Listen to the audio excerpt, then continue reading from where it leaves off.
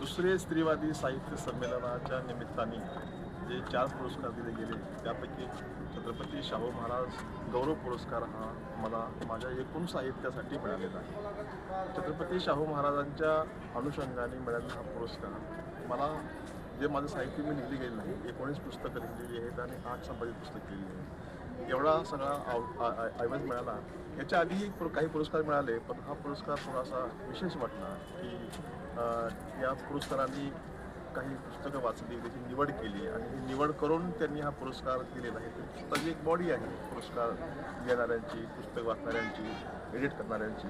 त्याच्यामुळं या पुरोगामी साहित्य संघाने दिलेला पुरस्कार जो आहे तो अर्थातच आनंद देणारीच बाब राहिलेली आहे. पुरस्काराचं स्वरूप काय असतं यामध्ये? या पुरस्काराचं स्वरूप स्मृतिचिन्ह, मानपत्र, शाल आणि 1 लाख रुपये त्याचं रोख रक्कम असं बक्षीस स्वरूप होतं आहे. साहित्य क्षेत्रामध्ये स्त्रीवादी आणि पुरुषवादी साहित्य अशी वर्गवादी काय करण्यात आली?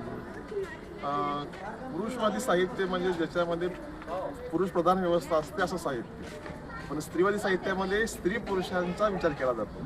तिथं केवळ स्त्रियांचे दुःख दैन्य असं नाही, तर स्त्री पुरुष संबंधाचा जो विचार करतं ते स्त्रीवादी साहित्य आहे. त्याच्या अनुषंगाने हे दुसरं स्त्रीवादी साहित्य संमेलन हे महत्त्वाचं होतं. अनेक व्याख्यानं झाली, ते महत्त्वाची व्याख्यानं झाली. समाजामध्ये सुद्धा पुरुष प्रधान संस्कृती म्हणून हे केलं जातं. महिलांचं योगदान फार मोठं आहे साहित्यामध्ये, तरी त्यांना देऊन दर्जा का दिला जातो? मॅडम पण बोलतील, शिल्पा कांबळे मॅडम, की महिला लिहितायत ना, ज्या महिला लिहितायत त्या कधी कधी पुढे यायला वेळ लागतो. जसं 1882 ताराबाई शिंदे यांनी स्त्री पुरुष तुलना लिहिलं, त्याच काळामध्ये पंडितरावबाईंनी 1882 स्त्री जमनीती नावाचं पुस्तक लिहिलं. त्याच काळात अजून 2 स्त्रिया होत्या की ज्याचं नाव आपण मिसेस फरार असं त्यांना म्हणतो, त्या फरार मॅडम होत्या. आणि 4थं जे नाव आहे ते आपलं मुक्ता साळवेंचं नाव आहे.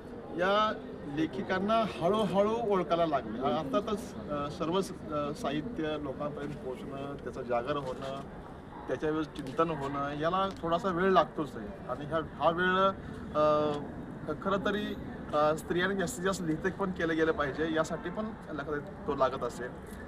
आमच्या पुरस्कार विजेत्या डॉक्टर शिल्पा कांबळे मॅडम त्या पण तुम्हाला काय गोष्टी सांगतील.